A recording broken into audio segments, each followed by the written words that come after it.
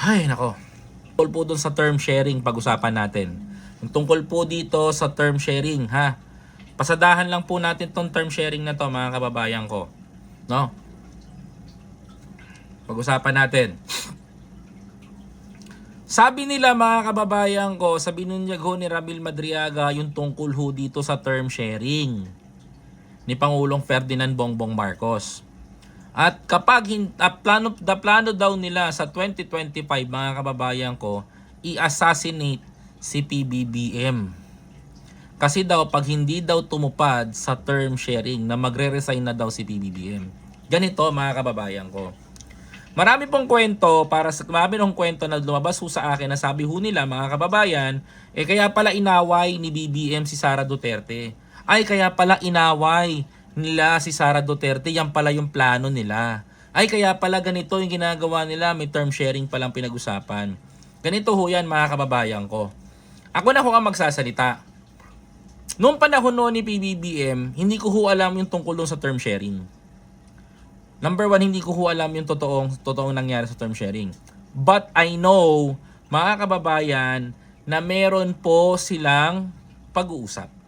Yun lang. Hanggang doon lang ako. Pag-uusap bilang isang presidente at vice-presidente. Bakit hindi ho kaya natin ipaliwanag yan ni Senator Amy Marcos, no? Nang nalaman yung totoo. Kasi narrative niya lang yung nalalaman ng mga Pilipino eh. Kung ako ho ang tatanungin ninyo, mga kababayan ko, kung yan na napag-usapan, kung totoo lang yan ha, kung totoo yan, na meron nag-usap si BBM at si Sara na may term sharing, mga kababayan ko, isa lang sasabihin ko, tama yung ginawa ni President Bongbong Marcos na huwag gawin yung ganyang karumal-dumal na pambabastos sa ating Republikang Pilipinas. Saan ho kayo makakita, mga kababayan ko, na masusunod ho yung matandang Duterte? Sasabihin niya, oo, term sharing kayo ni Sara. Pwede ba yon? Hindi pwede yon. Kung ako presidente ng Pilipinas at nanalo ako and I'm elected president, hindi ko gagawin yon. Ba't ko pakikinggan yung vice-presidente ko? Gagaguhin natin yung mga Pilipino? Term sharing tayo? 3 years, palitan tayo bilang presidente? Kalokohan yun. Para sinasabi nyo na rin na binababoy nyo yung konstitusyon ng bansang Pilipinas. Anak ka ng teting, pauupuin mo si Pangulong Bongbong Marcos 3 years lang. Tapos pauupuin mo si Sara Duterte after 3 years. Ginagawa nyo tanga Pilipino eh. Walang ganun. Kaya kung dyan man uminit ang ulo ng matandang Duterte, tarantado ka. Hindi gagawin ni Presidente Bongbong Marcos yun. Alam nyo, tama yung ginawa ni President Bongbong Marcos na i-ignore yung ganong gustong mangyari ni Digong. Bakit, mga kababayan ko? Mga kapatid, bakit gusto niyang paupuin? Isipin mo, 31.5 million Pilipino who votes for President Bongbong Marcos. Mga kapatid,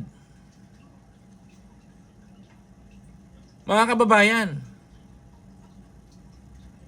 ang bumoto kay presidente, tapos sasabihin mo 3 years lang mamumuno. Tanga ka ba, Duterte? Ano to, mayor? Walang ganun. Kayong mga Duterte supporter, pagsabihan nyo nga yung mga pinuno nyo, mga bobo at tanga eh. Hindi, sorry to say, totoo lang ako. Hindi papayag ang Pilipino, lalo na kami mga Marcos loyalist na papayag kami na gusto nyo mangyari, term sharing. Walang ganun. Patapusin nyo termino ni BBM, palabanin nyo si Sara kung mananalo sa 2020, ganun lang kadali yun. Kaya pala gigil na gigil kayo. Kaya pala atat na atat kayo. 2 buwan pa lang nakakaupo si Pangulong Bongbong Marcos sa posto, gusto nyo na pabagsakin. Sa mga nagsasabi, kaya pala binangga ni PBBM yan, kaya pala binangga ni Pangulong Bongbong Marcos yan ganito. Uunitin ko, hindi ho kasama si BBM sa away ni Sara Duterte at ni Martin Romualdez. Si Martin at si BBM ay okay. Okay? At higit sa lahat, itong tatay nyo na nasa Netherlands ang nagplano ng pagpapabagsak kay Martin Romualdez.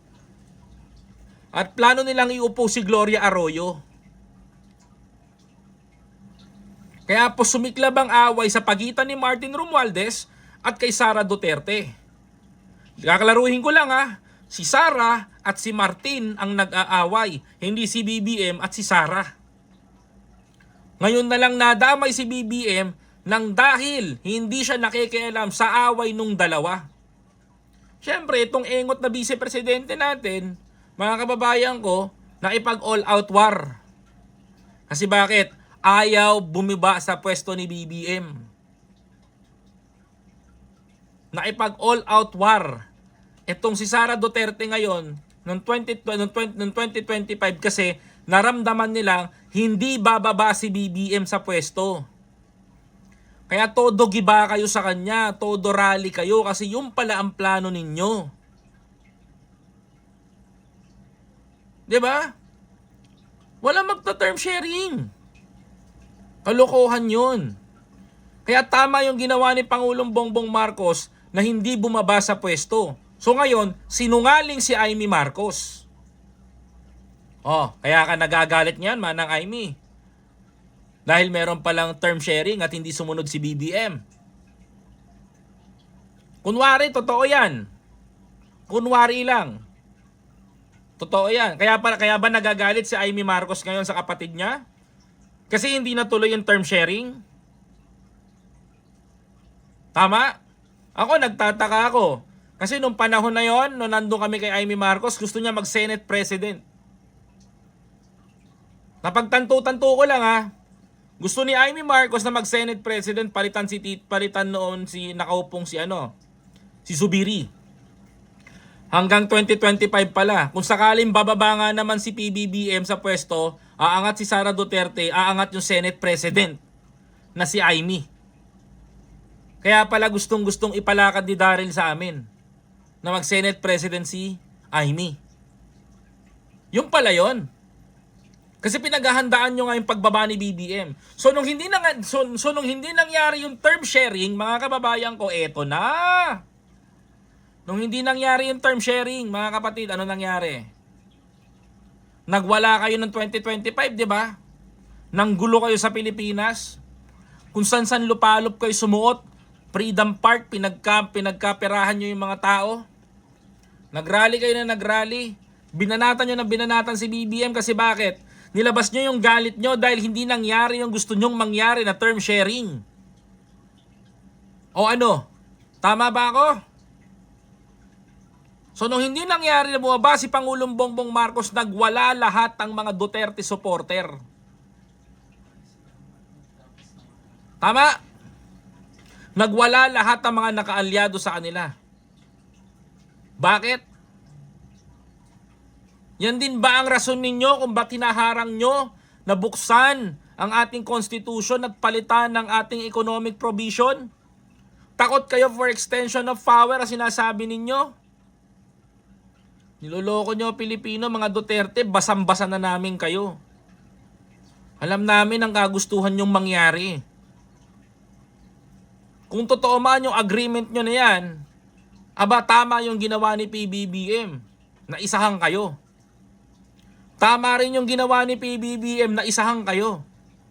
Bakit? Kasi hindi naman niya babaliwalain. Siya ang presidente. Bababa siya for that? Di ba? Hindi niya gagawin yun. Now, I understand kung bakit nasa Netherlands din yung tatay ninyo.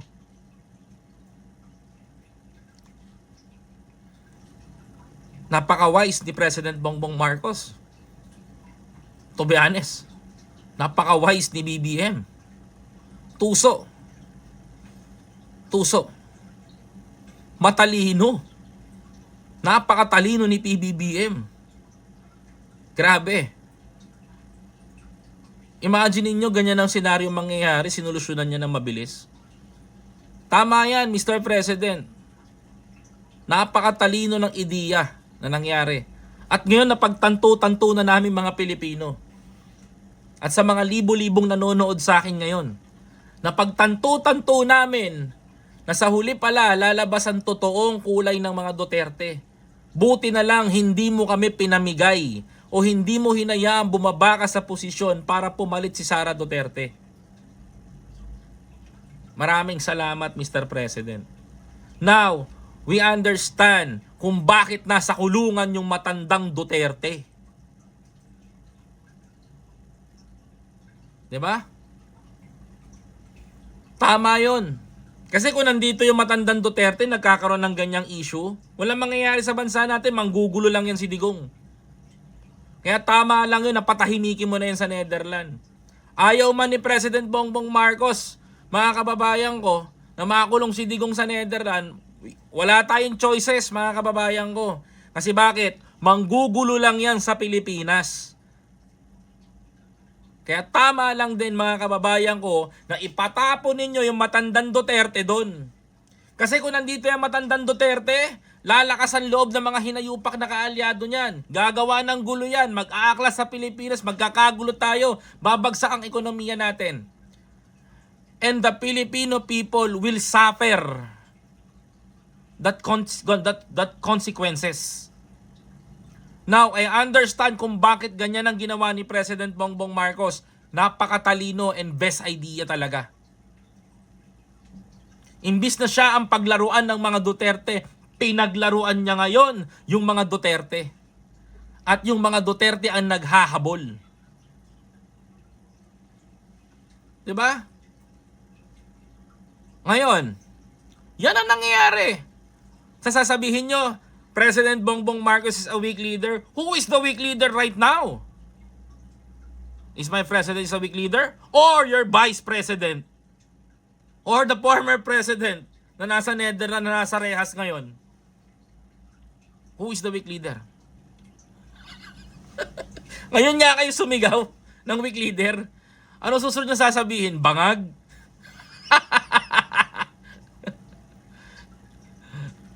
Yung presidente nga ng PDP, sabog. Umungayang-nguya pa, pre. Nagmamala Robin Padilla, gusto ulo. Kambing yan. Umungayang-nguya pa, tas gusto ulo? Ano, umungayaan ng bubble gum para sabihan kang matapang? Bading! Sabi ko na, Barbie! Ano, masakit pa real talk? Kalma, mga Duterte supporter. Oh, sabi sa inyo eh. Mabibuisit talaga kayo sa akin pag bumalik ako eh. Pinanalangin nyo na si biyahe ni Goy, huwag nang bumalik sa social media. Kasi pag bumalik ako, sabi ko sa inyo, wasak ang mga ano nyo, mabiwindang na naman kayo sa akin. Mababad trip na naman kayo sa akin. Oh, tandaan nyo. Tandaan nyo yung mga Duterte supporter, mababad trip na naman kayo sa akin pag nakikita nyo mukha ko. Oo, tanggap ko na, wala na akong pakialam, hindi na ako bibili sa Green Hills. Hindi na ako bibili sa Green Hills, talaga hindi na. Nahahabol ako dun eh. Sabihin nyo, sinabihan, ako, daming Duterte supporter sa Green Hills eh. Tama, di ba? Kaya mga kababayan ko, ingat, let's protect the president. Protect PBBM. Protect FL Lisa. Protect the Marcos family except me. Mga kababayan. Okay, uulitin ko. Protect PBBM, protect FL Lisa, protect the First family and the Marcos family except Amy Marcos.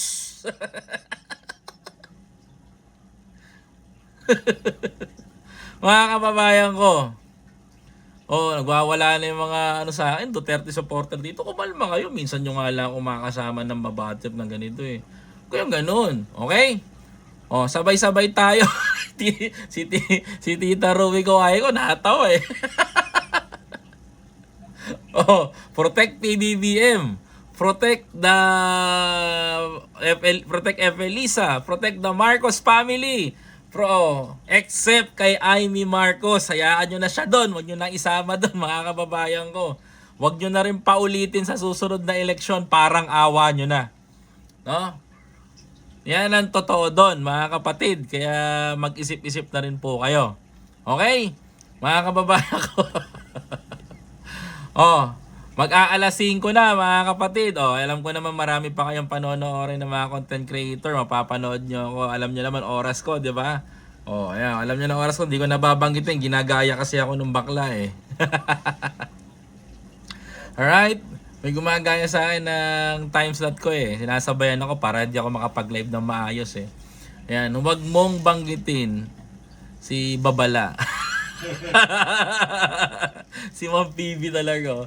Alright? So anyway mga kababayan ko, maraming salamat nga po pala sa lahat ng mga manonood natin ngayon at sa lahat ng mga subscribers ko. Thank you very much po sa inyo dyan mga kababayan ko. Biyahin ni Koy lang po mga kapatid. No, biyahin ni Koy lang po mga kababayan ko. Biyahin ni Koy lang po ang sakalam. Okay? Mga kababayan ko, kaya sa lahat po ng mga tropa natin dyan, Mayor Isko Moreno, shoutout kay Mayor Isko, 2 joints. Bilis kilos mga kapatid. Shoutout yung kay Sir, kay former Senator Antonio Sani Trillanes at sa mga tropa natin dyan.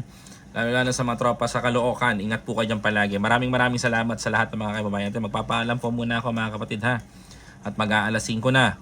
No, maraming salamat sa mga nag-super chat sa atin kanina. Thank you very much po sa inyo. Pasalamatan natin. Thank you. Teka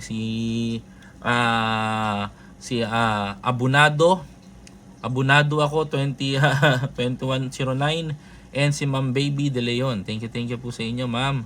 Daghan salamat sa inyo diyan, ha. Huwag kayong magsawa na sumuporta sa atong channel at sa lahat ng mga kababayan natin. Daghan salamat sa inyo. Okay? Wag kayong mawala ng pag-asa ha. Ganyan talaga tayo ha. Mga kababayan ko man dyan sa Iloilo, no? Mga Ilonggo. Kayo mawala ng pag-asa, tuloy lang ang laban. Mag-uli man ako dyan sa Iloilo, magkita-kita tayo ha. Hindi ako mang-away ng inyong anak ha. Kaya sa lahat ng mga kababayan ko dyan, suportahan naman natin si Risa. Magaling naman yun na presidente. Kung mag-presidente o mag-vice president man si Risa, suportahan natin ha. Kung ano sa mampalarin si Risa, sundan natin. Kailangan ng Pilipinas ng maayos na mapumuno, hindi magnanakaw, hindi corrupt. Kaya sa mga taga Iloilo dyan ha, makita-kita tayo pag umuwi si biyahe ni Koy. Ha? Ingat kayo palagi ha. Ganyan talaga how. May na-miss tuloy ako sa Iloilo. Hindi pa naman din nanonood sa akin eh. Ma'am Baby Leonora, maraming salamat po. Magpapaalam na po ako sa inyo dyan ha. Gamit talaga mga Ilonggo, malambing.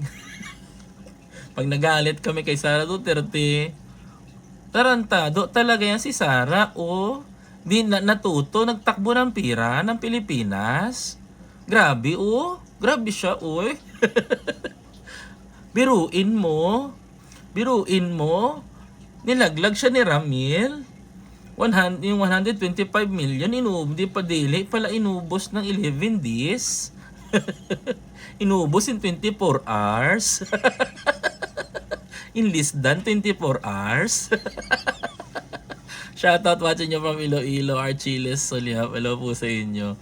Ilonggo here. halong boskoy how. Angkol! Ang ganyan. Koy, ang agila. Wala na tayong agila ng Davao. Huwag kayong maniwala na magkaroon pa ng agila. Yung agila ng Davao, dili talaga yung agila. Huwag kayong maniwala doon. Nagpapanggap lang man yan si Sara na agila ng Davao, dili iyang agila. Barbie ng Davao. Kayo maniwala na agila ng Davao. Uwak ka mo ng Davao. Ang uwak, di ba, pag nagalipad, magnakaw, maghanap sa imong bahay, magdapo, kukuha ng mga pera. Uwak, hindi, dili yang agila, uwak ng Davao. Walang maniwala kayo na agila yan. Nako. Mag-usap man yan si Sara, pag nag-usap kami, ilungguhin ko man siya, how? Mahaw. Ang uwak man sa Davao, magsalita man yan, how?